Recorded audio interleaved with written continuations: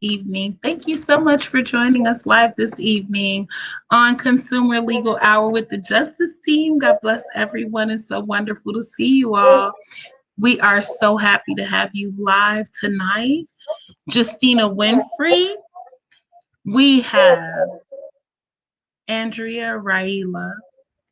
We have attorney Helen Wakefield. This is Women's History Month. We are celebrating International Women's History Day all month this month.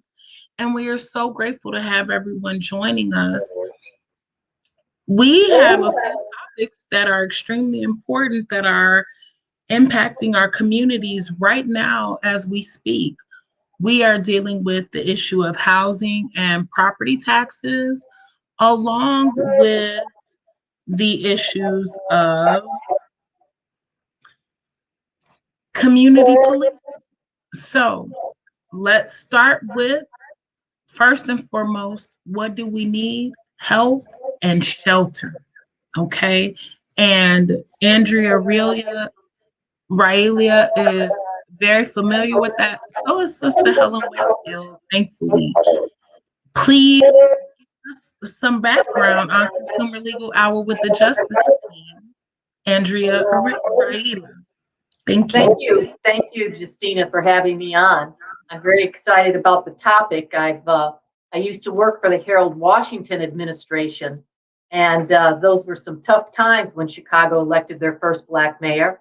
And not many people remember or know this, he started a department called the Taxpayer Advocate Office, and they help people reduce their property taxes by coming into that department and learning how to do it with the staff there.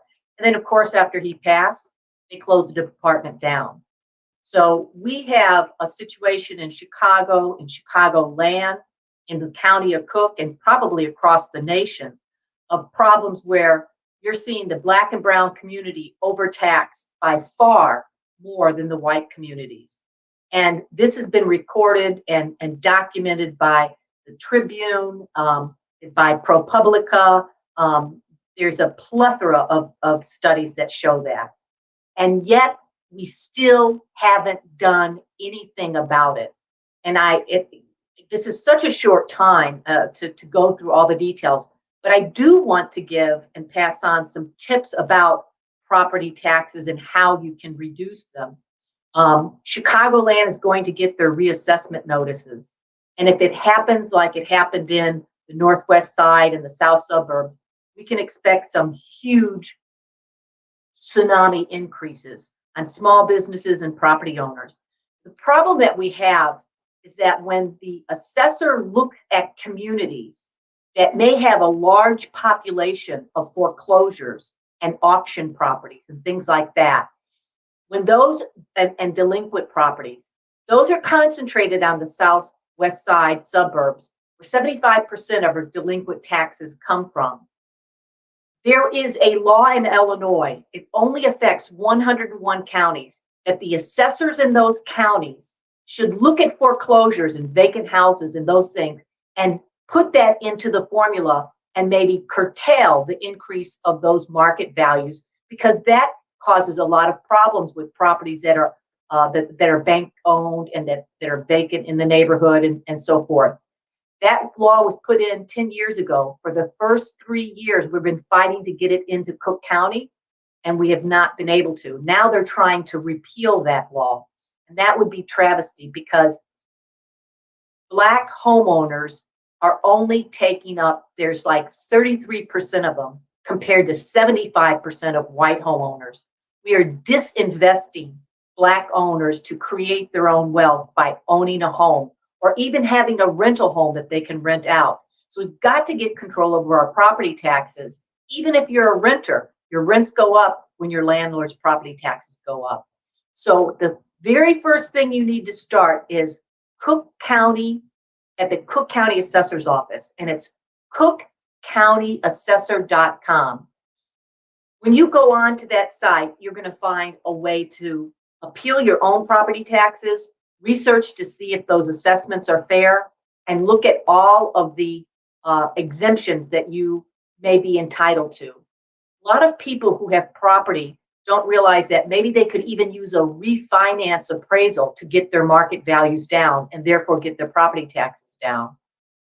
Oftentimes overlooked are the fact that we have seven exemptions that we can get. We can get the home simultaneously. We can get the homeowner's exemption if we've lived in that home since January 1 of any year. We can get the senior exemption as well as the homeowner's exemption. You have to be 65 years old.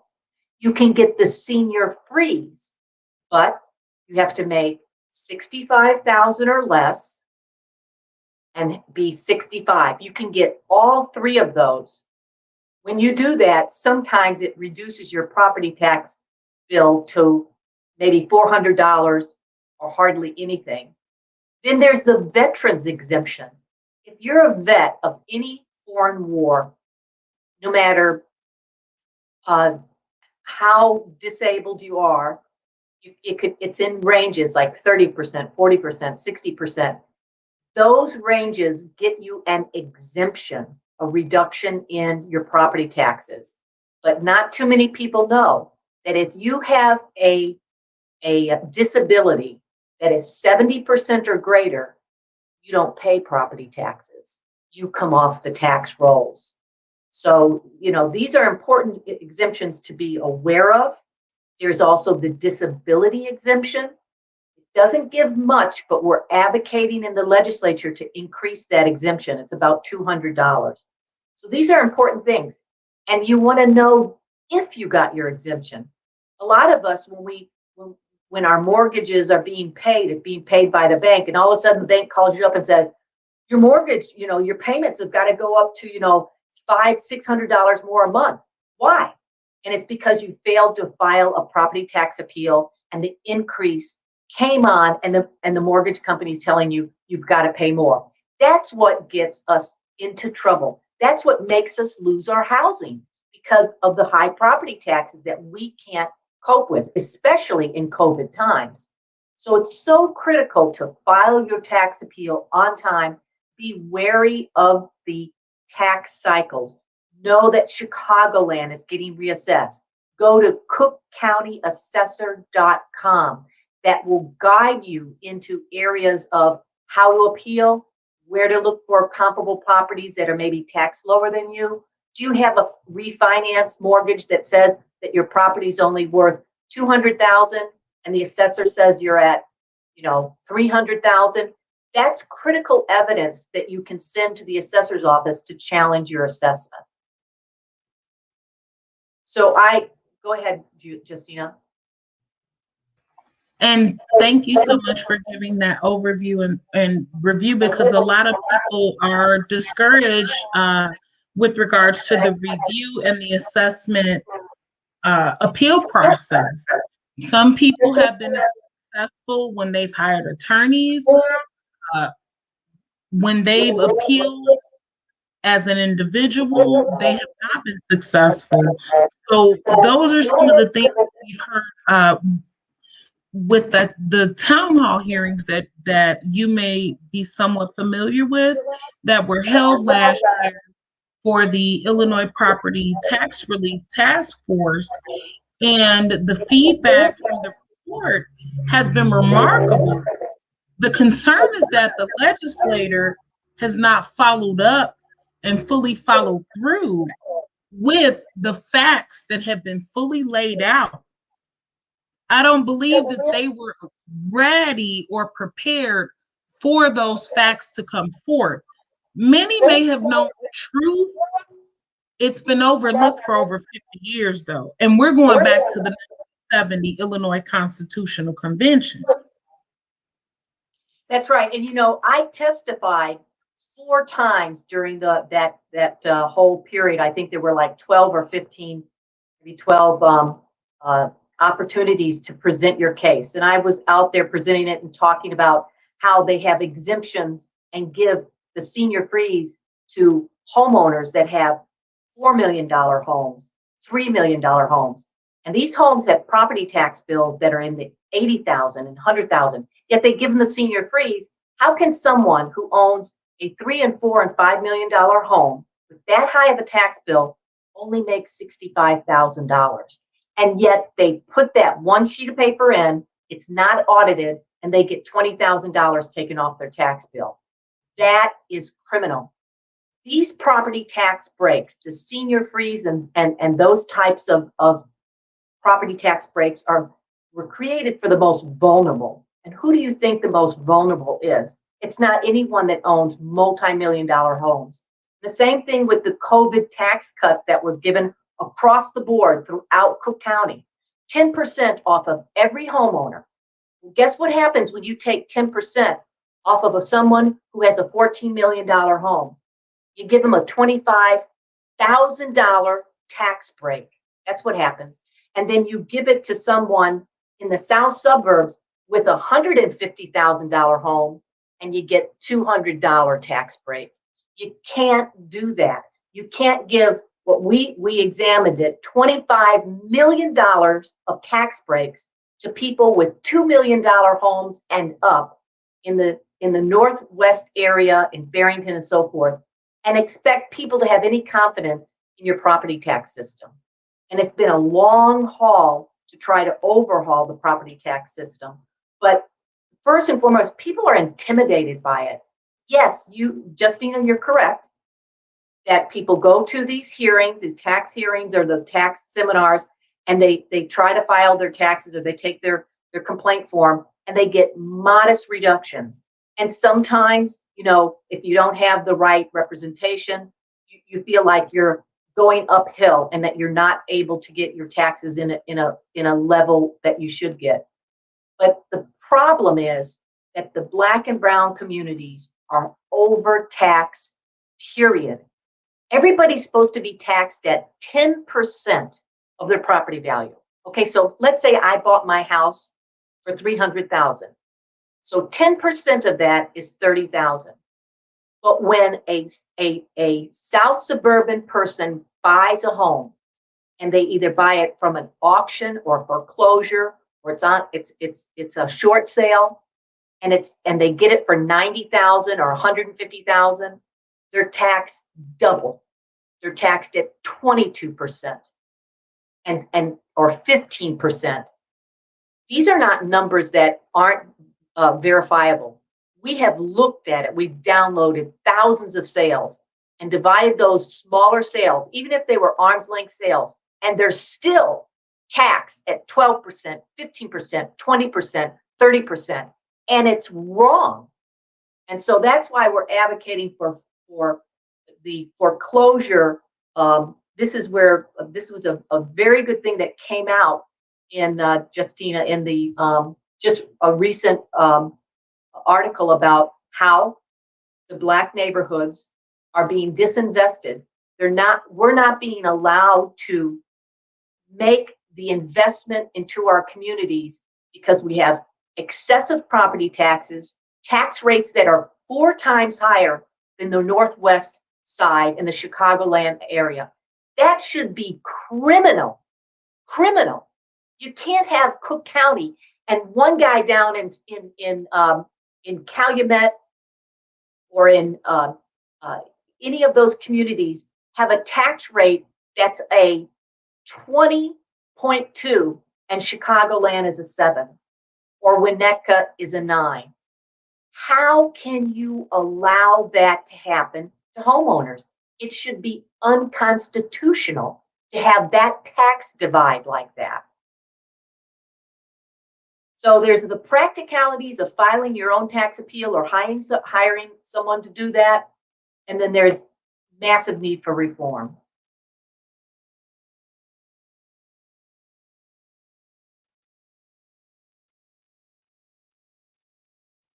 That's the task force that was pulled together and that participated. And Justine was there. Yes, and that is extremely important. It's extremely important that we understand, although earlier I may have stated that they may know, but they don't care. Those who are aware of the systemic practices that have been in place since the 1965 Voting Rights Act passed, since the 1968 Fair Housing Rights Act passed, and then the 1970 Illinois Constitutional Convention occurred. Very strategic. Why? Because it set a precedence. It created a model for how states could operate systemically through racism, through public policy, not at the federal level, at the state level. And how do you do that? We are all very clear. This goes back to very basic statements like when you own the land, you have the power. So we're going back to the 1865 Emancipation Proclamation. Blacks were promised 40 acres and a mule for their service as indentured servants. We're dealing with issues of reparations right now. Since 1865, there has been no restoration of wholeness for people of African descent. We've gone from the promise of being of 40 acres and a mule to being renters during the Freedmen's Bureau. And then full circle, we deal with the 2012 National Foreclosure Settlement, and we become renters again. Illinois, in particular, setting precedents, not having a housing committee. None of the state legislators being in position to advocate for the people to actually have shelter, the very basic human rights that people have earned living in the state of Illinois. So when we talk about models and setting a precedence, I want to shift to Attorney Wakefield briefly, retired Attorney Wakefield, because she's clear on how ordinances and state legislation can impact and set the precedents and model throughout the nation. Attorney Wakefield, please chime in. How are you? And God bless you. Thank you for joining us this evening. Yeah. Well, I'm gonna talk a little bit about the youth because that's where I am. That's what I deal with. So, with that being said, well, can I stop you for 1 second? One of the things when we talk about taxes, and forgive me for interrupting, but one of the things that we had touched on some years back regarding taxes was the city of Chicago and whether or not they had received the IRS tax credits and the write-offs for the debt the taxpayers or people who had, let's say, speed camera, red light camera tickets. Did you all know that debt could be written off? Yeah. We found that out through this sister here. Please give us some background before you get into the youth, because you are a wealth of information. Well, I was going to talk about youth and shelter and housing, but I'll just touch on that little whatever. Okay, so the thing about taxes, my brother is was a tax auditor, and he audited Fortune 500 companies, and all of a sudden I wound up getting a lot of people that had to deal with those red light tickets. And when I was going to work for the Board of Ed, they went all the way back to Netherland and found tickets that supposedly that I had. I worked for the state at that time. I told them they had paid it off. They said, give us proof. I didn't have proof from 1901 when I got the ticket. And so with that being said, they said I had to pay for the tickets or I couldn't work for the board. Well, my brother, when I told him about that, he's like, wait a minute, isn't that some 20-something years? He said, listen, he said, every single municipality, business, whatever, they do not hold debts on their books more than, he said, really 5 years, but definitely no more than 7 years. He said, and what they do, he said, because it's a benefit to them. And so I started thinking, I said, wait a minute. So it was almost 21 years that those tickets would have been owed, right? So my brother said, they at least wrote those off twice. He said, I don't believe it. So with that being said, maybe somebody wants to dig into that because there's no attorney that I know that wants to actually subpoena the records of the city to see whether or not people that are actually having to pay for tickets, because they said one thing that doesn't have a statute of limitation in Chicago is murder and speeding tickets and red light tickets. So go figure that. That's up there with murder. But at any rate, so they probably have written them off, which means that they have engaged in tax, some type of tax fraud or whatever. And then on top of that, they're double dipping and beating up the poor little person because their license are suspended and all this other stuff. And here they have made some type of gain because they've written off probably at least 3 times from me. So that's that part. What I wanted to talk about was the youth and the shelter and homelessness. By working in Illinois for so many years, there are young people that are homeless. And so they are selling drugs, whatever they can to at least try to make it. By living down here in New Mexico, what I found out is that young people, when they age out of foster care, and a lot of our young people that are on the streets in Chicago, Illinois, whatever, even around the United States, um, they have been in the foster care system. They did a big study and saw that the minute they turn 18, they transition out and they drop off of the face off the map right into homelessness. We're here in New Mexico because there was already the way in which they do their transitional living money. Young people got somewhere around $637 a month from 18 to 21. All right. Those particular laws are not that way in Illinois. I looked to see, well, I never heard about this here because there would have been too many young people that wasn't immediately second selling crack or sex or loose squares. The money in Chicago and out of Illinois for that transitional money, it's only used if you're at the, and this is no pun or whatever, but it helps a person see how high needs you need to be. You need to be almost the Easter seals level. And so, that's grossly um, uh, uh, uh, a gross disability, which you have Easter seals for Easter seals level. So why don't they have that money for those young people that have just aged out? Well, it wound up being a lawsuit down here, right? Because one of the things that they said, now remember, they had money from 18 to 21 anyway, right? But the lawsuit says, wait a minute, you are disenfranchising them because what? They don't have the basic, what is it? Shelter, right? You had them stay and now they're homeless. You took them from their family, you had them and now they're homeless. So now what you have to do, you have to up the money, which they get $750 a month from 18 to 21, and you have to make sure that they're housed and they have mental health. So legislation and the way you use money and all that, now isn't that a model that needs to be, especially my hometown, Chicago? Imagine your average young person that aged out of foster care, which is, I would imagine if you talk to out of 5, I'm going to say at least 3. I'm not even going to say half, but at least 3.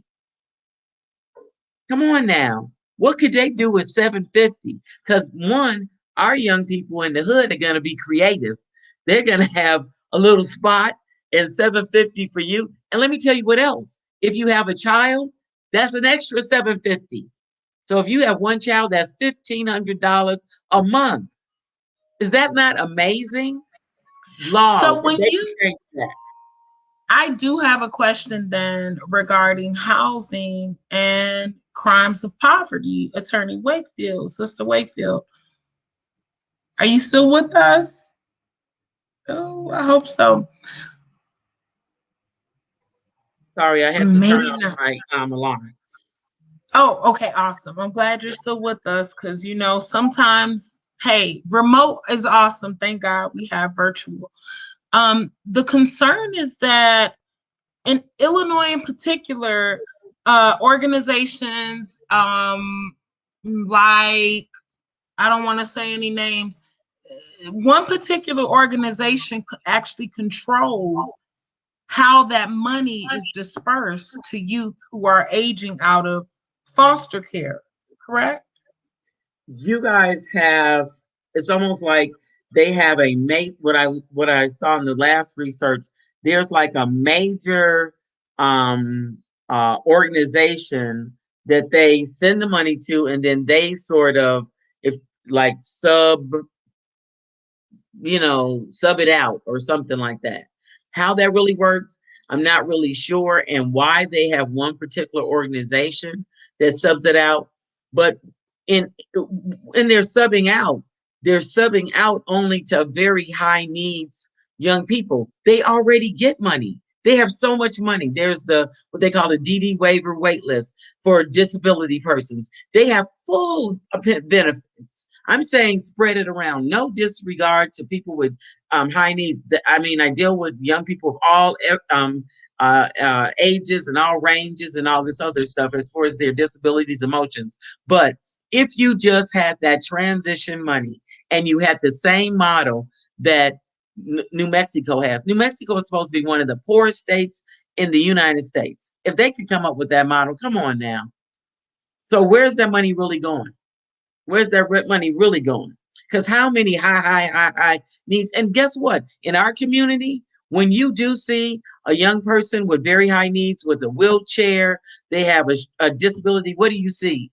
You see the other family members carrying them around. They don't have the latest, hottest apparatus. You see little man and Ray. Hey, Tanika gotta go down the steps. They'll all get on either side and ambulate them down the steps and put them in some kind of, little beat up van. They're not in anything amazing. So it's like when I came down here, I was like, what in the? I was just shocked. I was just shocked. And let me tell you what else is even deeper. Because we are land rich down here and unit poor. You get that, Ms. Tax, Andrea, right? Tons of land. Now it is like they need developers to build out units for transitional living, just apartments, just something. And they have a housing navigator, but you can't navigate to what you don't have. So they have a lot that they have to do. But guess what? These young people are already getting $750. That didn't stop. Okay, they're getting that. Some of them are very wise with it. They're holding on to it. They're rooming together. So they're very savvy. But I'm thinking, why is that not afforded to so many? Imagine young people in Detroit and Philly and East St. Louis, where my parents are from. You know what I mean? I just don't. So legislation is a trip. You have to dig in there and see what you can do. I agree 100%. And that I know it sounds far-fetched. I have to throw it out there. We need recall laws in Illinois. If we had recall laws in Illinois, we would not be concerned about raising $250,000 to run for city council or a county office or a state elected office that only makes $66,000 a year.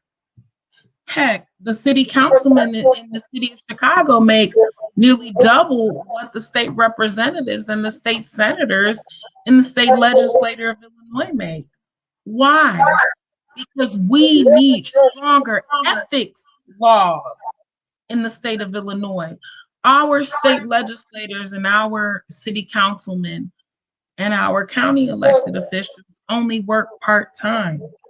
When you only work 6 months out the year, your revenue to ensure that your family is sustained comes from what you did prior to getting into that office. And what would that be?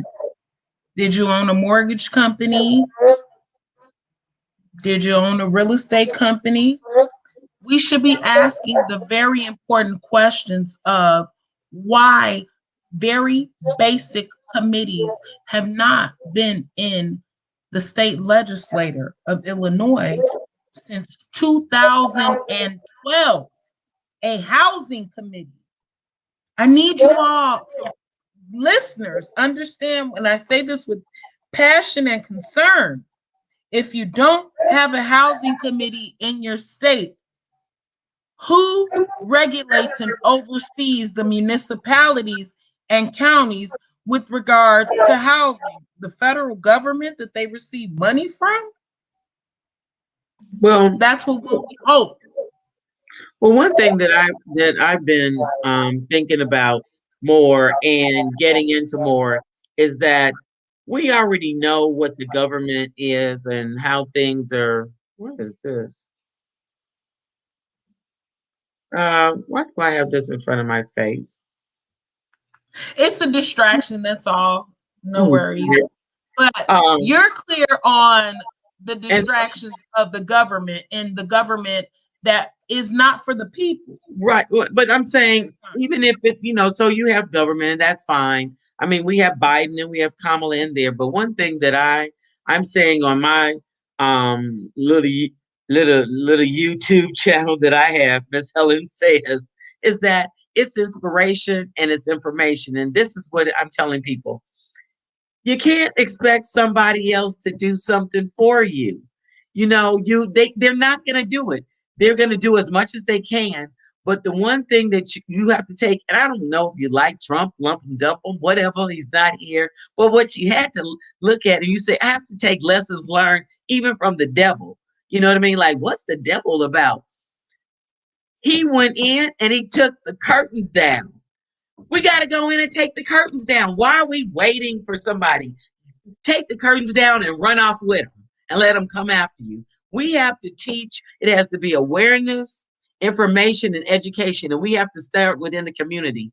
What I heard is how in Georgia, they got people to vote. They actually went door to door and they said, listen, this is blah, blah, blah, blah, blah. And this is how it works. And I don't understand that. Okay. So think about it. If you're in your family and you've got the head person there, look at them as being the president.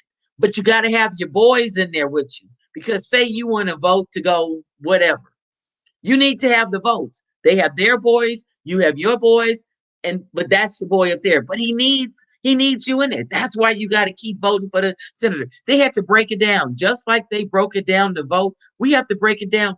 The tax thing, I wish I knew about that then. We have to go in and we have to say, listen, this is what it is. And it has to be people that can speak to that community because it's not that people don't want to hear. You don't know what you don't know. But let's talk about that. You know You what I say mean? you wish you knew about that then. 2014, we I were wish I at knew the about table. the tax. We were at the table with the African American Family Commission that was still in place and commissioned in the state of Illinois, that as of right now that I understand is currently not commissioned, but other states that you have fortunately spearheaded, Attorney Wakefield, have replicated and scaled the African American Family Commission. At that time, when Illinois still had an African American Family Commission, and we were talking about housing, we were in the midst of coming out of a national mortgage foreclosure settlement while banks were no longer giving loans. But you had gatekeepers, I'll call them the gatekeepers, pushing housing, pushing loans, pushing And that's redlining, why I said the reverse community. redlining. That's why I said I wish I knew. I did not know. I mean, I did not know all the particular boom, boom, boom, boom, boom. Look for seven taxes. Don't you? As big as my mouth is, I would have had a little flyer and said, "Hey, there's seven taxes. Look for this. Look." And seniors. I work with seniors. My mentor is 80 something years old. I did top 10 things all seniors should know, and that would have been one of them. Top 10 was these seven things, you know what I mean, for this line and this line. And then I would have done a workshop to say, bring your stuff on in here. Let's see what you got. Brought people in. But and on top of that, it has to be the raw community. We know that there are people in these committees. There's your alder person, and they're not committee. They're not community. Community is me. Community is you. Community is Jane, is the corner store man, is the young boy on the street that's selling the loose squares. You know what I mean? It's the lady who, what she does. That's community. That changes them. I had some young men lived on 75th and Saginaw, and my landlord wanted to have these young men arrested.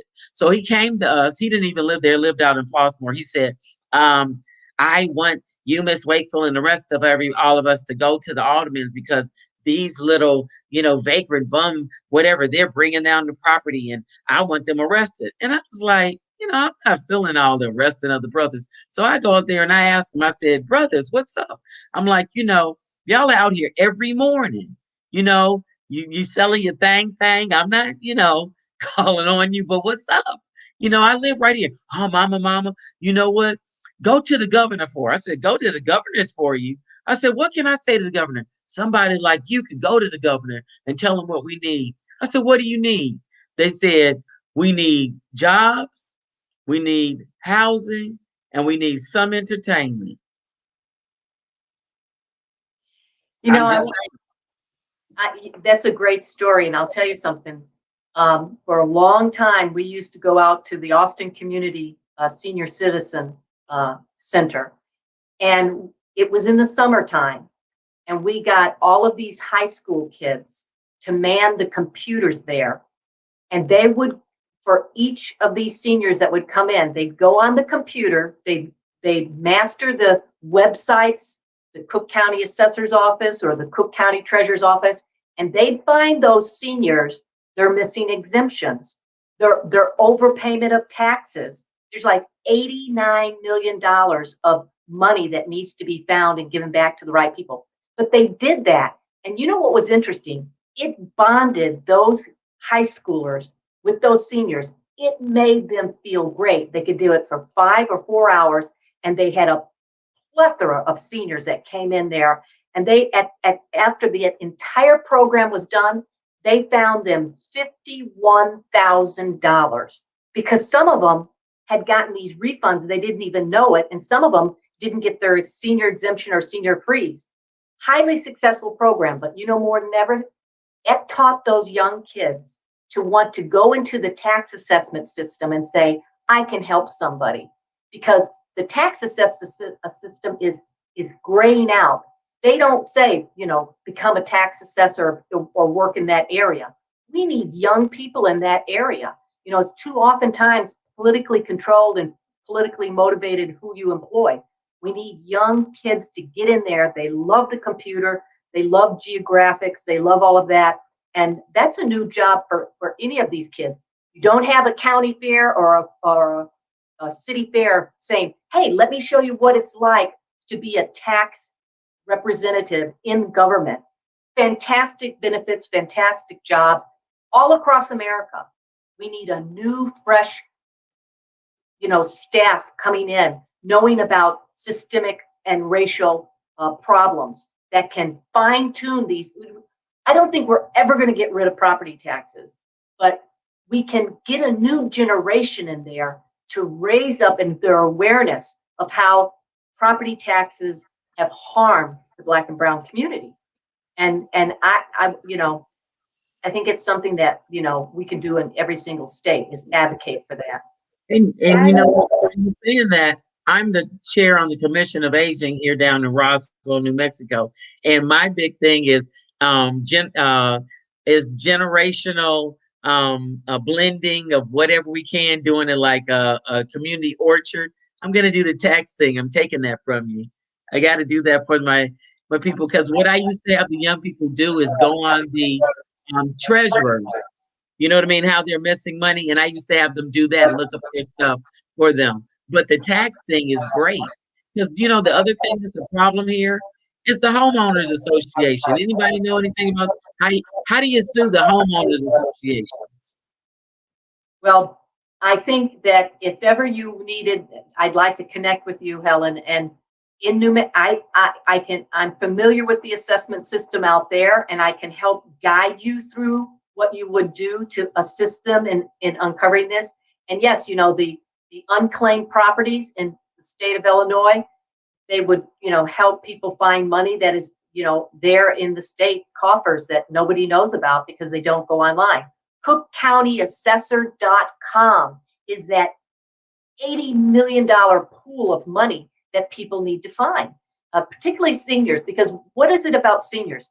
They are not comfortable oftentimes with computers, especially the ones that are in their late 70s and 80s. They're just too intimidated by it. And it's when you get the young, seniors in high school, freshmen, they, can help them out in those programs. So I'd love to help you, Helen, in any way. Wanted to mention one other thing. In Chicagoland, we worked mighty hard gathering 82,000 signatures to do term limits for the mayor. And we got the signatures. We got 25% more signatures than we needed. And yet they kicked us off the ballot at the local level, Board of Elections, City of Chicago, kicked us off saying that there is defects. We are the only major city out of 10 great cities across the country that don't have term limits for their mayors. And I think that is an indication of how backwards our politics are in Chicago. So let's talk about term limits and recall laws. Term limits and recall laws force regular people who truly care about the community, who are not establishment or machine candidates, to have to figure out how to practically sell their soul, or a portion, or 85% or 90% of their soul, to raise $250,000 just to run for an office that only pays $65,000 a year. I need you all to hear me on that. You are raising money to sit in position for $65,000 a year.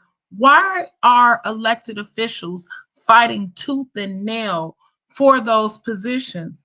Because they control public policy, and public policy controls all of the revenue and the federal money that comes into Illinois.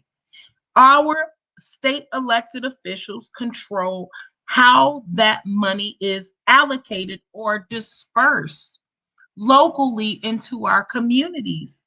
So, aside from the level of accountability of not voting, fine, depression, mental health issues, crimes of poverty, poverty alone, the fact that we have elections in Chicago and in Illinois in the winter, when a lot of states have elections when the climates are warmer. These are very basic things that our elected officials are familiar with. They understand the process of how to make it better for their constituency. However, again, when they run into situations of threats from the establishment, we've all heard at some point, oh, you're pissing people off. I see Sister Helen kind of smiling a little bit on the end, because Hey, all they, the they're women coming on for this me now. call I have can't been talk about rabble it. rousers. Yes. I can't talk about it. I Let's can't speak talk about the facts. I can't talk let's about the facts, but they we coming don't for have me to talk now. about the details, I but can't. I'm just saying. I'm just saying let's right now, they're coming for me, and I'm serious. So they're always going to attack. When you're on the right track, the attack is coming. And so the other thing that we have to do is that we have to seriously. My aunt was Willie Barrow, and she trained the freedom fighters. And I remember her training them. You have to go into training, subversive training, and you have to actually. I always said to this friend of mine, I said, when I was living on Saginaw, and I've never lived in the inner city as a child. I always left, and after I grew up. But when I grew up, I was out in the hundreds, And it was all Caucasian people. I used to sit in my family's bathroom and eat cherries off the tree. We had apple trees. Come on, right? No gangs, no nothing, telling my age. But the thing about it is that when I had the opportunity to live on Saginaw, that was called Terrortown. And I was like, what? And I got to actually see and deal with what was going on right in the community. Justina knows I was right there in it when it all was happening. But the one thing is that I got a chance to talk to so many people. And man, we have to go in. And I used to say, if I could just take block by block just for 72 hours, feed the children over here, somebody could, spit knowledge and history to them, and that I could just kind of, that's Auntie Willie, and I could just, that kind of deal, maybe they could leave out a little better. And when COVID happened, I was like, I was thinking about, is there a way to start to funnel into people's houses? But I think they might have got me. You know what I mean? But I just think that I understand, Justina, the elected officials, but sometimes people, that's them. We've gotta go to the source where people are open, where we have to sit to them and say, we give them knowledge, because people are gonna continue to close down and their minds are gonna go like this here. Now anything that comes, it might start to sink in and soak in, and they're like, you said what about the taxes? The tax lady, what you say? You know what I mean? So people are gonna be coming out breathing air differently and open. And that's when we're going to have to, go in. Because those people that are running for office, they, it takes a special person to set up an office and know what you have to do day in and day out, day in and day out, because you know the skeleton in the closet, you trying to keep it in like this, like, come on, I wanted to say something on that. I have worked all my life for property tax reform, and I've passed 4 laws. I wasn't a professional lobbyist, and I threw my hat in the ring. I threw my hat in 2009, and I threw my hat in 2018. I was the first woman to run for the Cook County Assessor's Office in 85 years. And what did it cost me? I had to put mortgage extra on my house to get the loan to run. And they kept me off the ballot for the longest time, and it was wrong. But in spite of that, this is Women's History Month, and I think that we should rise up and support each other and know how hard it is to be, even now, a woman at this time, because, they don't want to see us on equal levels at all. And it's a great time. And I just want to say, for Women's History Month, I want to say, yay to Women's History Month.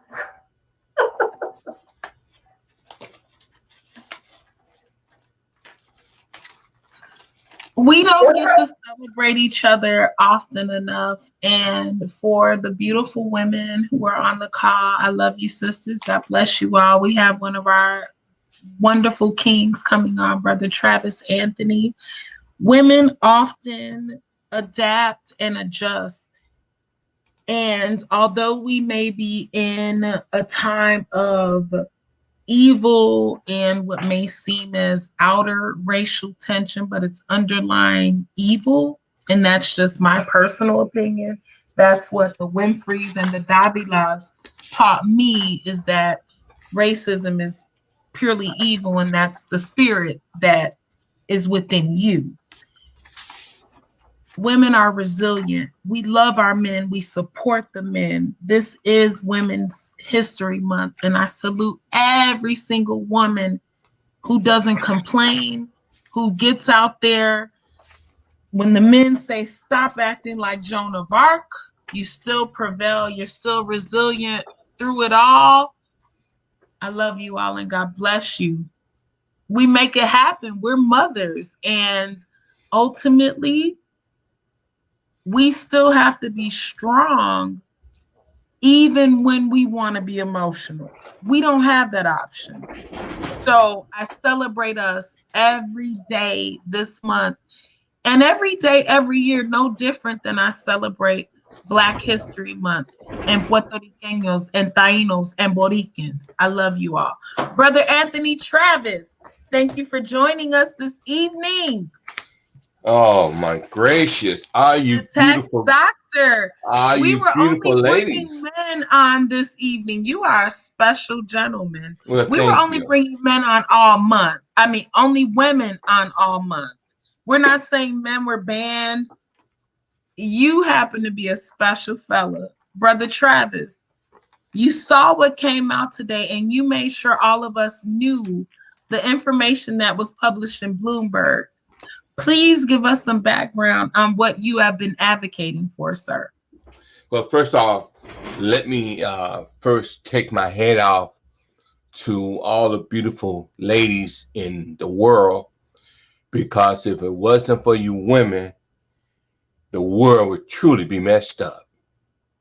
Now, we do know Adam messed up because God gave Adam the command not to eat of the forbidden fruit, and Adam put it off on Eve. So I just want to set the record straight, men. Adam messed up, not Eve. So, taxes. Unfortunately, taxes is destroying the fabric of America. And one of the things we found out by us serving on the governor's task force for property tax relief, we didn't supposed to have property taxes after the business sector took the state to court, and the courts told the state, in order to make up for the lost revenues from the schools to the municipalities, you must come up with a statewide tax. Now, a statewide tax means sales tax or income tax, not property taxes. And what happened at that convention, and most folks don't even know about the convention that happened 50 years ago. And I have an article right here, Remembering Illinois 1970 Constitutional Convention 50 years later. One of the articles that was written that happened at that convention was the fact that nothing got actually done for the taxpayers. And when it came to this whole issue of property taxes, one of the delegates said at the convention, what if the people don't want to pay property taxes? Another delegate said, well, hell, we'll take their damn property. And folks, they created a law to take their property. Now, what was interesting about this report, Let me interrupt you for 1 second. Yes. The law that they created when the Illinois, I believe it was the appellate or the Illinois Supreme Court off the top of my head, and we have the document pulled up right now. Brother Travis, when they created that law that said that actually not when they created the law, when the courts overturned the ad valorem tax that we have here that the businesses were supposed to be paying, right? Yes. To fund education. You were the one who brought up the fact that according to, is it the Illinois Constitution article, well, when you look at Article 9, Section 1, Section 5, okay. The state have the responsibility of raising all revenues. And when you look at the Constitution, and what I want, let me see. Okay. And the Constitution actually states that the state by law does not have the authority to tax property. Well, that's true. But the state also have the responsibility of not relinquishing their authority to raise revenue. First of all, municipalities school districts. And keep in mind, school districts are even not a unit of government. It's in the Constitution. But yet, our legislators in Springfield allow school districts to raise taxes and put our property in such jeopardy. People are losing their property because the 50 to 60% of their taxes go where? To the schools. And that's because the state won't own up to their responsibility. And at that convention, Dunn Clark Nitch, and I take my hat off to her, may she rest in peace. She said at the convention, if we look at the word primary, she put forth a resolution that the state will be responsible for 90% of funding education, and we will only be responsible for 10%. Well, her resolution or her proclamation didn't go nowhere because there was one delegate at the convention. Racism, classism reared its ugly head because the delegate said, well, wait a minute. It wouldn't be fair to those students who are bright. What if their parents wanted to spend more money on their education? I'm scratching my head. Well, hell, if the state is spending 90% and you want to contribute a little bit more, go at it. But no, their position was, we don't want everybody to get an equal education in Illinois. And therefore, her motion was defeated.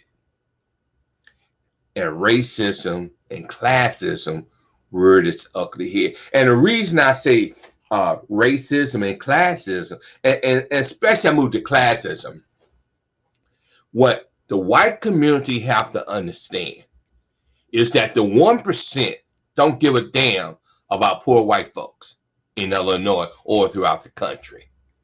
And I'm on the school board in Proviso. I'm on a board that handled $300 million in school funds. And 2 years ago, I was downtown at our convention. Trustees from all over the state, business people, business managers, superintendents, we all conversed in the third week of November on downtown Chicago. There's an organization called IRIS. They now, and folks listen to this, they now control 517 school districts out of the 856 school districts. So at the workshop, the executive director, and understand this, folks, all of the members of ARIS who sit on that board are all superintendents. And so when the director got on the floor with the mic, he said, let me let y'all in on something. He said, we now control 517 school districts of the 856. And I want y'all to understand, we don't support consolidation. So let's talk about that. What does that mean for the Illinois property taxpayers? And I have to take us back to a former school district superintendent who had been over 3 individual districts at some point. This situation is complex. It's like a motor vehicle, has many, many moving parts. And think about a river. You go down and you try to wash your clothes or whatever it is, and you find that it's all polluted and whatnot. Okay, so you're upset about that. You want to straighten it out. But why not go to the source? Because all you're going to do is just keep cleaning up. Somebody is polluting it, at the source.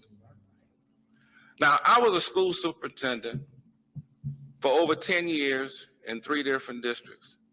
And one of my jobs was to create the levy. Now, the way I did it, I would try to figure out how much we needed for the services and so forth and so on. And basically, my board would approve it. That's how it went.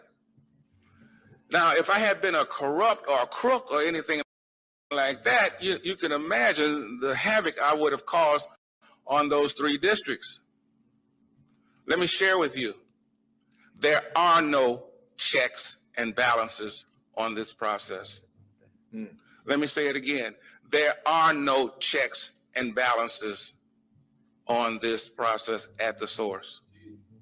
Right now, no checks and balances. Number 2, remember Dr. W.E.B. Du Bois trying to educate them about our plight. And he came to the realization that many of us have come to. They already know everything we say here. I'm listening, I'm learning, but they already know this. They don't care. They don't care. When I used to work,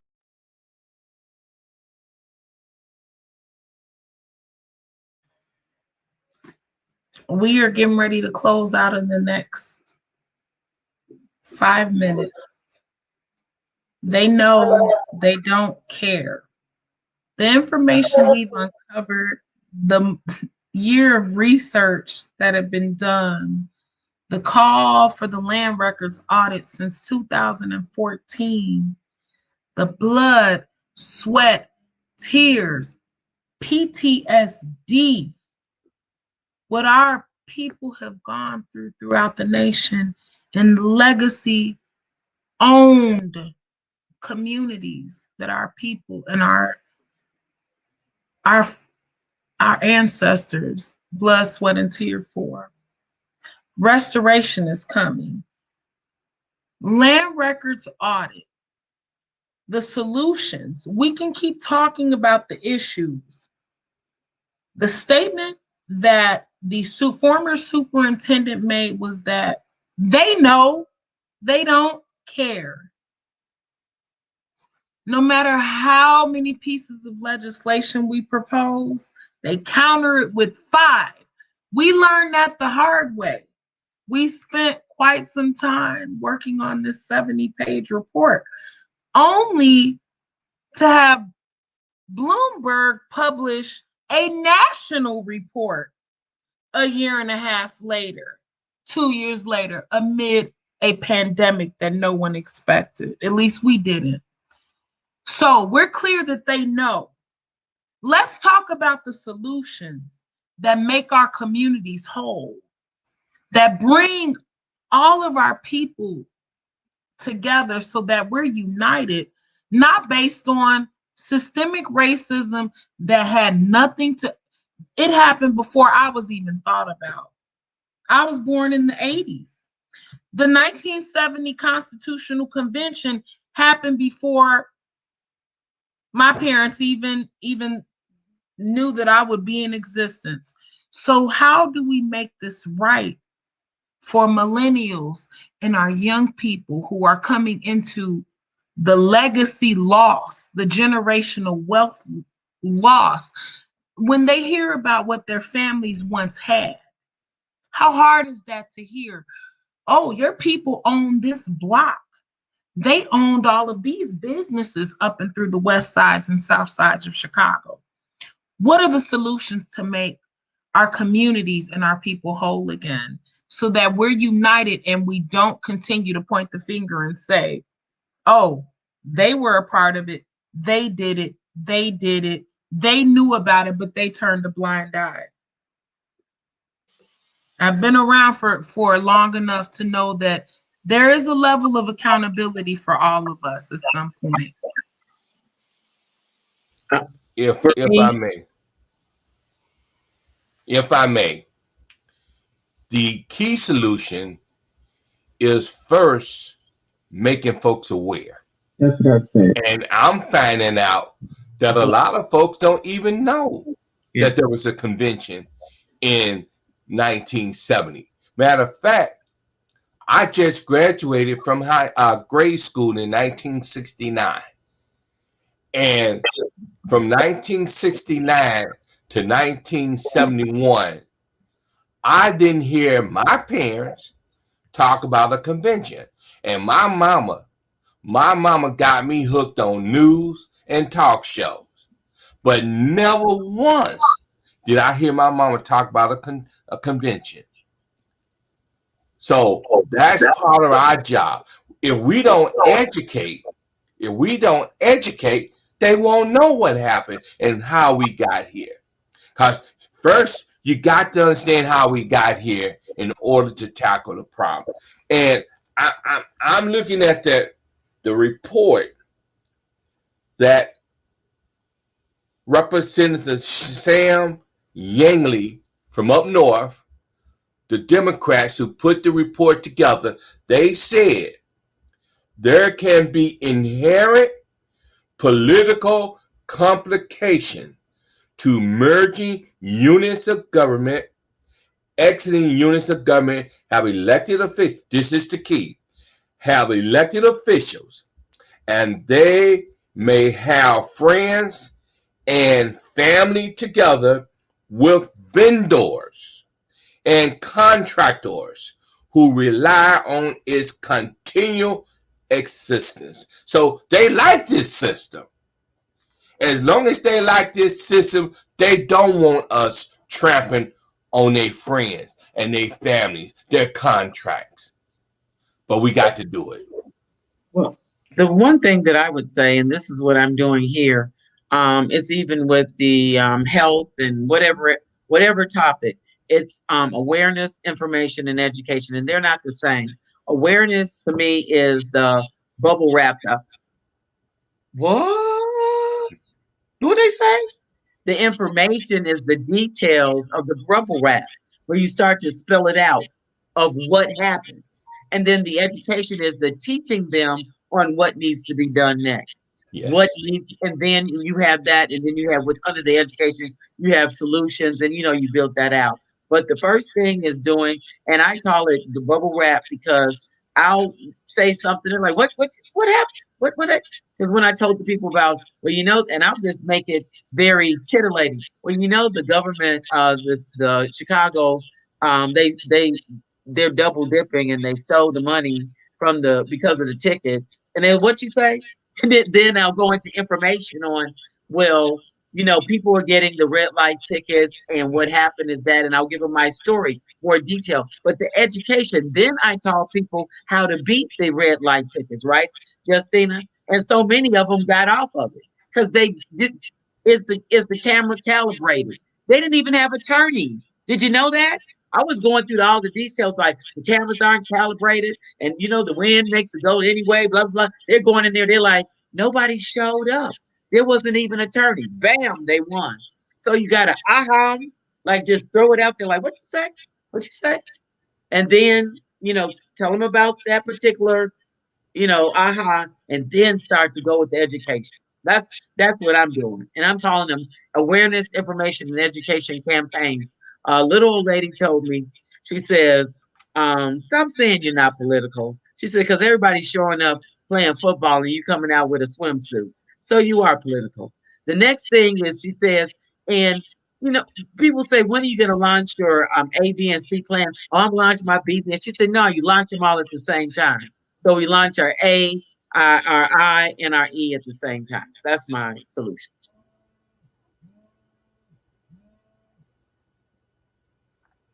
Thank you, Andrea. Solutions. Never, ever, ever give up. Never. And you've got to fight with all your might to make things right. And you cannot give up. And sometimes it seems overwhelming. But I want to say, this is a friend of mine. And I believe that you need to fight for what is right and never give up. And sometimes we may not agree with that road or that path, Yes. but we all have a focus.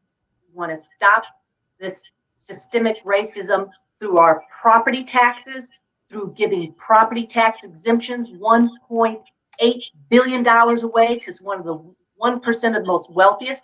We've got to be able to focus and move forward and make this next decade, hopefully, better for our kids. And I think our kids are, I've got 3 children. I got one in high school, one in college, and one just out of college, and we all care about our kids.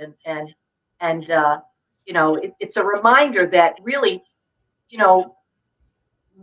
75% of my life is over, but I still have that 25% that I want to make sure that I leave Illinois and I leave Chicagoland a better place.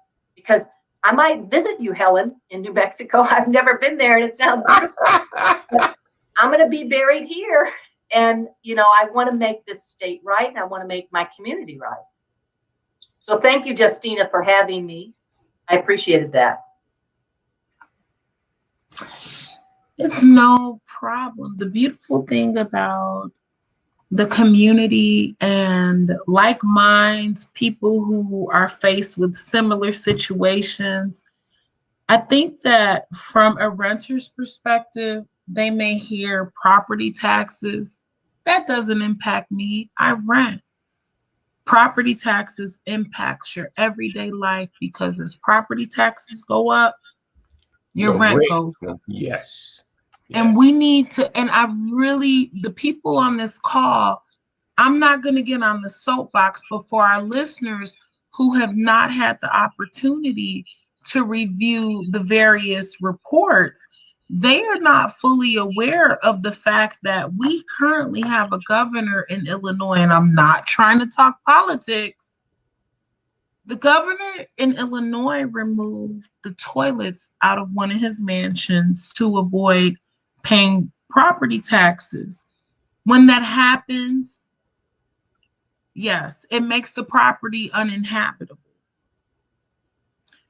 Again, we are all at a level of accountability. So when we talk about ethics, the law, what's right, those loopholes, when you're a billionaire, we get away from what is the law versus what's ethical and what's just right. Anytime people on the west side and the south sides of Chicago, anytime they have to absorb the offset of our governor, who is a billionaire, who strategically, because of laws, removed the toilets from the property because now it's deemed uninhabitable to not have to pay property taxes. Guess who absorbs the cost of that multi-million-dollar mansion and the property taxes that are not being paid? The rest of us. The lower income communities throughout the west and south sides of Chicago. And as Andrea mentioned earlier, was that the exemptions for multi-million-dollar properties that happen to come from a multi-millionaire's grandmother, ethically, let's not even talk about fairness. What becomes ethical in the state of Illinois? And what is truly against the law? Well, the laws are set up so that if it's unethical, you're not breaking the law. Does that make sense? In our state, yes. How many states, and I just want to put this out there to people, we have about 10 minutes left before we get off. When I mentioned this to a colleague, I said, well, in many states, when you run for office and all of the money that you raise, in turn, that money goes back to the Board of Elections. In Illinois, we have 3 boards of elections. We have an Illinois Board of Elections, we have a Cook County Board of Elections, and we have a Chicago Board of Elections. Should we be concerned about all of the layers of government that deal with our votes? Who has the authority over those votes? Who are all those people that count our votes in one state? 3 boards of elections, okay? So with that said, when we deal with all of the layers of government in the report, and we look at what Brother Travis specifically points out, all of the layers of government, how many superintendents and assistant superintendents are making over $250,000 to nearly $400,000. We're not trying to quote unquote hate or take away from anyone else's household. Our concern is that people who pension jump from the state to the city to the education system in Illinois, and they have multi-million-dollar pensions coming through on our dime, while our children suffer and only have $1,500 to $2,000 annually going towards their education in the city of Chicago based on the school that they attend, but $15,000+ annually goes toward administrative costs. Let's talk about that. Let's talk about that. I have a question. This is what we have to understand.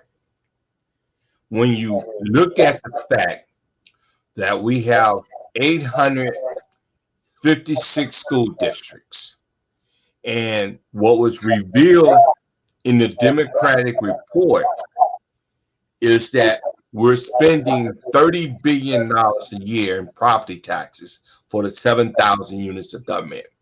But when you separate the 856 school districts from that number, that leaves 6,144 units of government left. $18 billion of property taxes go to fund the 856 school districts in our state.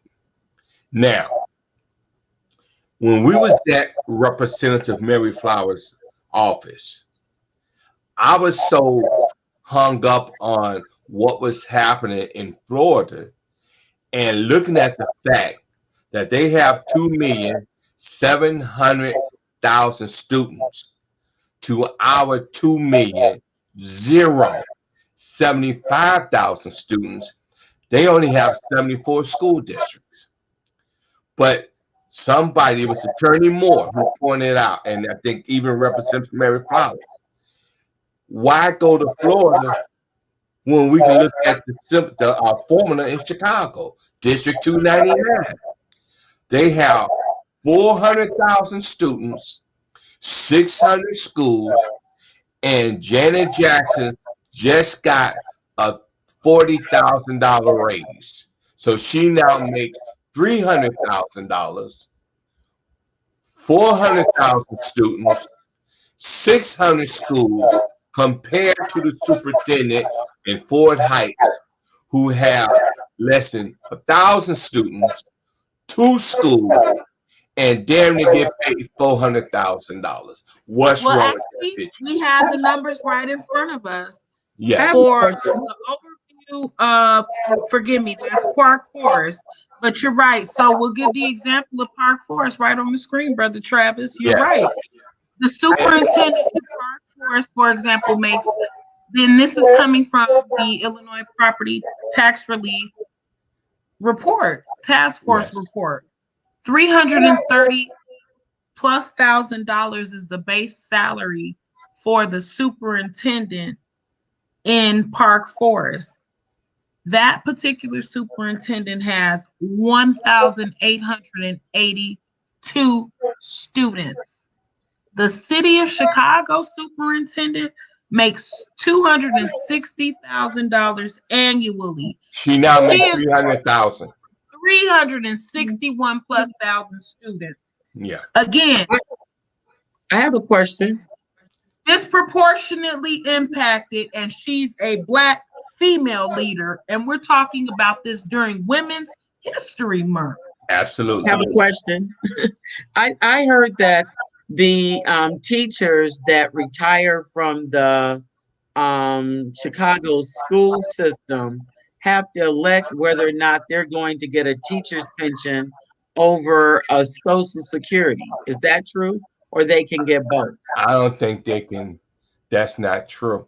I think Now, that if they're paying, you got your pension, and if you're paying into Social Security, you should be able to get your pension and Social Security because she paid into it. A senior called me sometime last year, and I don't know that I don't know what happened with her, but she told me that she wasn't allowed. She had to elect between one or the other. Well, if that's true, it's not right. Yeah, we need to make sure that that Yeah. information is getting out properly to the community. Yeah, sounds like there have been some issues in the past with pensions with the state of Illinois, especially amid a pension crisis, and the fact that we haven't really even touched on the fact that something that Brother Travis unveiled along quite some time ago, and one of our people at Wire Points, Brother Ted Dabrowski, the fact that we've been over promising on pensions since the 1970s. Well, the pension problem, the pension Yes. crisis go back to 1945. That's when they first started having problems with the pension, 1945. And every governor since 1945 have kicked the can down the road. Yeah, but it was in the 1969 convention that they said they're going to put 3% increase every single year, no matter what. And that was wrong. You can't Yes, it was. promise people 3% increase on your pensions every single year. That's crazy. Compound. And also what people have to understand, it was Governor Thompson who signed into law that 3% compounding interest. And so I was reading the article that I have. What does that, and I need to jump in, Yes. Brother Travis, Yes. what does that mean as far as the solutions? Well, With them, part of the solution is to get rid of that 3% compound COLA and move towards having a 401k. And if I'm correct, your universities have a 401k system, and they love it. Well, let me tell you about the 401k. In 1995 or 6, whatever, maybe a little bit later, the state of Illinois, everybody had their 401k, right? Oh, you can't invest outside of Illinois. Well, they invested in Enron, and a bunch of state people lost their money in 401ks. So watch that dollar for dollar being matched in those 401ks in Illinois. Yes, and you're correct, but that's why when it came to the fact that we had 653 separate police and fire pensions, the governor was hell bent on getting that overhauled, which they did. But the guy that was in charge of that task force, and folks, he's a wonderful man that I keep in contact with, and he was not happy with this end up with the solution that they ended up with. He said they ended up with 2 separate police and fire. He said, man, I only wanted one. I only wanted one. and Because what you have to understand with all these pensions, you got all these separate boards, all these separate managers, and they all got their hands in our pockets. now let's talk about that just briefly. With the very small consolidation that occurred with those particular pensions throughout Illinois, could it have a significant impact on savings for homeowners and taxpayers? What people don't realize is that 70% of our property taxes in Illinois goes toward education. 22% of our property taxes in Illinois, and this is just off the top of my head, goes toward the pension. And then the rest goes toward infrastructure and miscellaneous. So, what would need to happen as far as solutions are concerned? We understand we need to consolidate units of government. We need to consolidate school districts to save money on property taxes in the education system. And the fact that right now, amid COVID, Illinois has saved significantly over the last nearly year that schools have been closed, lights have been off, utilities aren't paid, certain staff wages have not been paid and therefore offset by various sources, PPP, whatever it is. Illinois has saved millions and millions and millions and millions of dollars. Anthony, Yes, the solutions. Anthony, tell them what you know about California. Well, in California, under Proposition 13, they decided that 50 years ago that the people was fed up with taxes. And so they was fed up with the whole system of these assessors who can charge people anything they want to.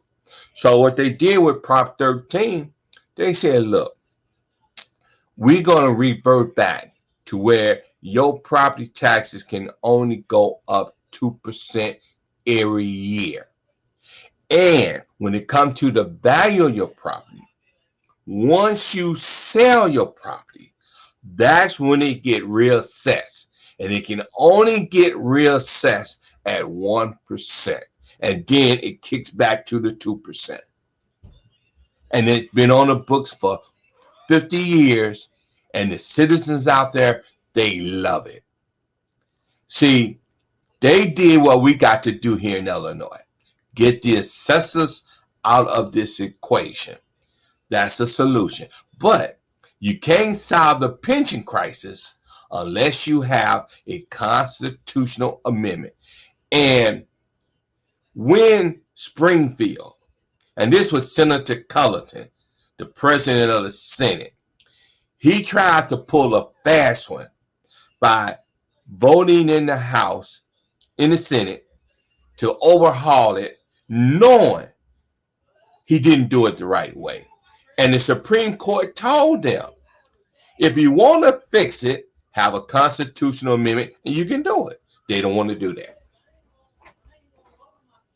I just have to jump in real quick and I'm going to be very brief. I will share some of the recommendations with our listeners and viewers. And we're just going to go through these recommendations real quick. Pensions. And these are some of the recommendations from the report, which can be found on Facebook, Illinois. Property tax relief, pensions, budgets across the state. Anyone earning over $70,000 should be taxed. We need to create a statewide pension. And this is regarding state pensions and pensions that are weighing heavily on budgets across the state. And the fact that we need to remove the 3% COLA. Yes. Redlining, and like Brother Travis mentioned, that would require a constitutional amendment. A lot of state legislators are concerned about that, opening up the floodgates to all kinds of things.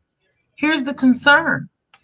Since 1965, the state legislators, the former gatekeepers and their children who are still in office currently, and their legacy elected officials who are the gatekeepers in Illinois and throughout the nation, are clear that the Voting Rights Act and the Housing Rights Act opened up many opportunities.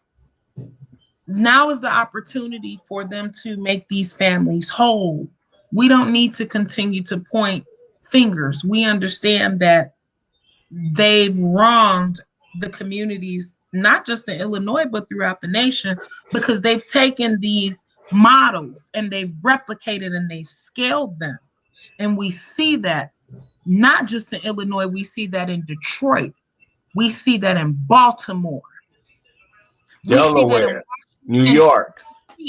In the capital, yes, where the United States of America's capital it sits.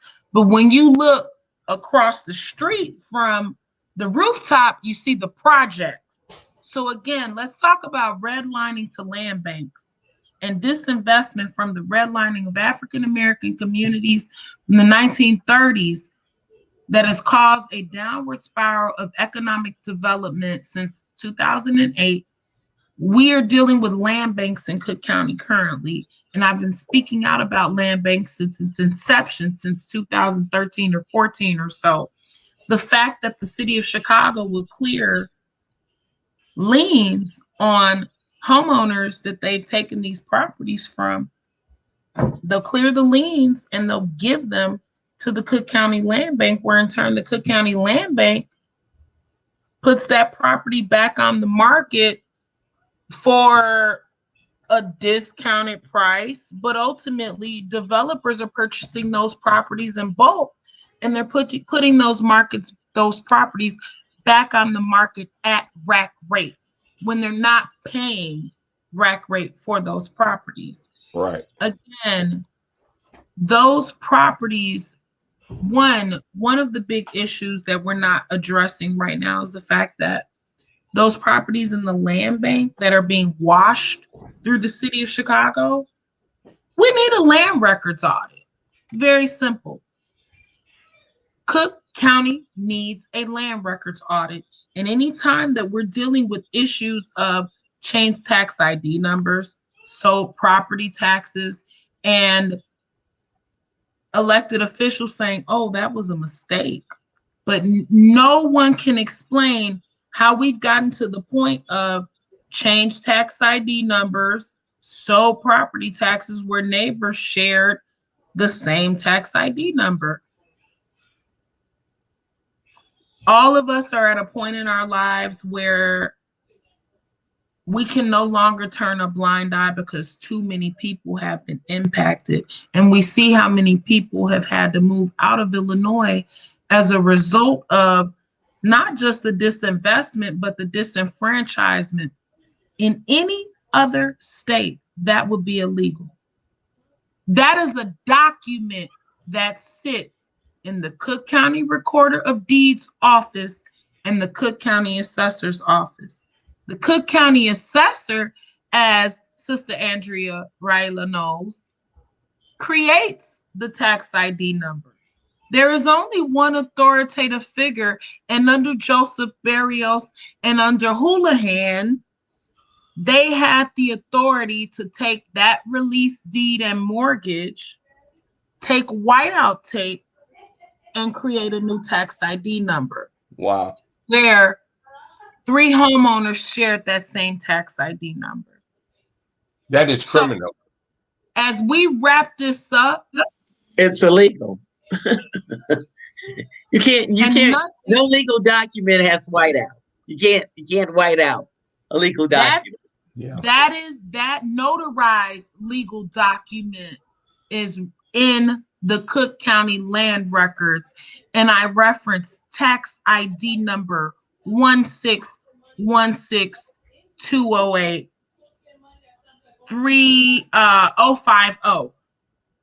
The point is, I'll post it. That tax ID number was changed. Once elected officials were notified, 2.5 pages of land records disappeared. Wow. I have the screenshots, but only in the state of Illinois do we not hold people like that accountable. In any other court, they would have gone to jail for changing records. In Illinois, before you can delete legal records, you have to request permission from the State Records Commission. If we have, my only concern is that if our tax dollars are paying for all of these layers of government, what are they doing? Getting the paycheck every 2 weeks.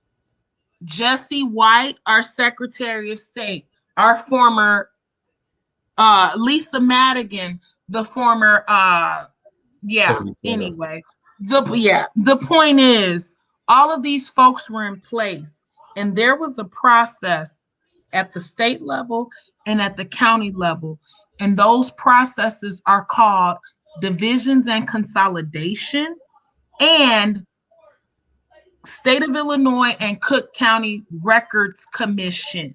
You know Okay. what? Best you can do to attack them, you're gonna have to go from the top, like the Marines. You're gonna have to go to the DOJ. And you know what I mean? That's the kind of stuff when they gotta come in like the Marines and land in on them. And like they say, you can't talk about it because they'll clean all of that up. But you know what I mean? You gotta come at those people. And it's not for the crime that they did, it's for the least expected one. Remember, it's gonna be for them double dipping on the red light districts. You gotta take down the system the opposite way of what the crime is. It seems weird. You know what I mean? A person rapes, you go after him for tax evasion. You know, it's odd, but that's the law. Well, Well, that's why they call Cook County crooked Cook County. Kirk County, I didn't, the first time I heard that, I was in high school. I was attending Lane Tech. Wherever you go, whatever you do, remember the honor of Lane. And that was the model that was instilled in us in high school. Being a Winfrey, coming from an alma mater that was just instilled in history and unity and community and my family, I figured, okay, once I got in government, it would be the same. And then I found out our former assessor graduated from Lane Tech too. So when I reached out to Joseph Barrios and I told him the same thing, hey, do you recall our alma mater? Whatever you do, wherever you go, remember the honor of Lane. After filing 3 FOIAs and receiving no responses for 50 plus tax ID numbers, I realized at that point that I would not get a response and that our system was so disgustingly flawed that no matter where I went, whether it was federal court, whether it was the recorder of deeds, whether it was my state rep, everybody continued to say, what are you trying to do? With that said, I pray and I believe that this administration in their lifetime will make these families whole and they won't die with the guilt on their hearts and in their spirits. With that said, can we get 30 seconds from everyone and a quick closeout? Encouragement and righteousness for everyone listening in the work that we do and the love for our communities. Since it's Ladies Month, go ahead, ladies. I just be true to yourself.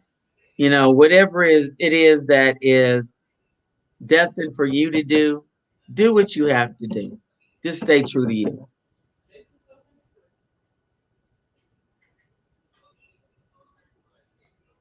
She's muted.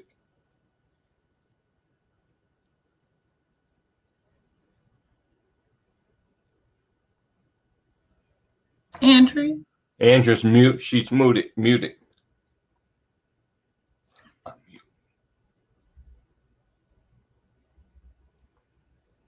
Hey. Okay, quickly. I want to thank Justine so much for the opportunity to go out and speak. This is Women's History Month. I think that we can learn a lesson from our great-grandmothers, our great-great-grandmothers, our great aunts, and so forth, our sisters. You know, I think that women always are the type that will do as much as they can for as long as they can to as many people that they can to make the world turn right for the future of their kids and those who follow. So that said, happy History Month for women. And as a man, I would say to all of the women, stand up, stay engaged, and help make the difference that you women have always made.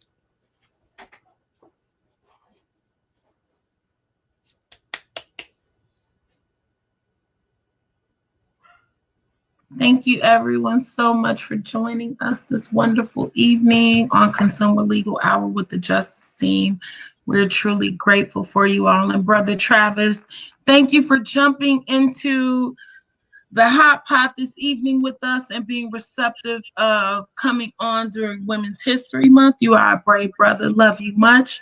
And thank you for spearheading the tax issue throughout Illinois, along with Sister Raelia, along with Sister Helen Wakefield. How can we reach you, Andrea, Raila?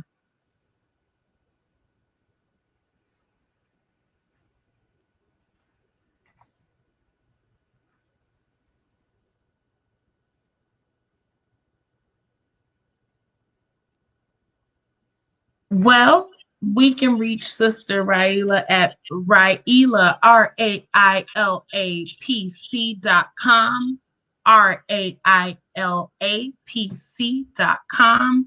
And for Sister Helen Wakefield, we can reach her at HelenEWakefield.com. For the Illinois Property Tax Relief Task Force team on Facebook, Illinois Property Tax Relief.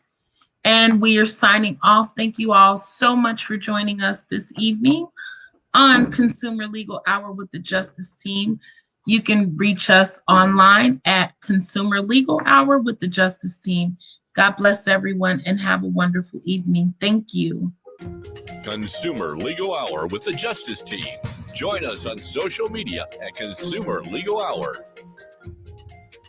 Consumer Legal Hour is a community talk show not intended to give legal advice. If you need legal advice, consult the lawyer in your state.